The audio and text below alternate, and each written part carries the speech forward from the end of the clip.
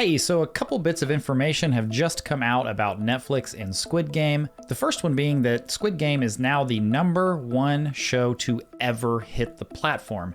And the way that they measure this is in the first 4 weeks, they measure how many views the show gets. And for Squid Game, that was 111 million households watched this show since its debut on September 17th. They apparently count a view if an account watches at least 2 minutes of the show, which is pretty interesting. So compare that to Bridgerton, the previous top spot on the platform, which was watched by 82 million members in its first month. So the next bit of information that came out is actually the amount of money that Netflix spent on Squid Game. Now, before I tell you how much Netflix spent, I'm going to show you how much a company like Netflix or Amazon or Apple typically spends on a show, and then I'm going to ask you to guess what you think Netflix spent on Squid Game. So let's scroll down in this article here. Let's start at the bottom and work our way up. So let's take a look at Stranger Things, which is of course a Netflix series. They've spent $8 million per episode on that show. Another Netflix show, The Crown, highly popular. They're spending $10 million per episode.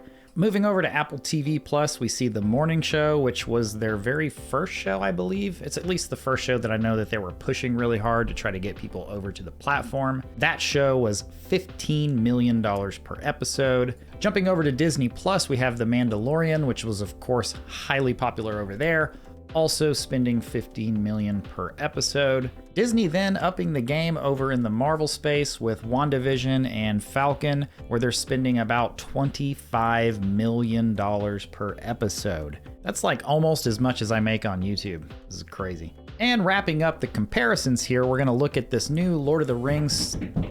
That's what living with children is like. And to wrap up the comparisons, we're going to look at this new upcoming Lord of the Rings Amazon Prime series, where they spent $465 million for the first season.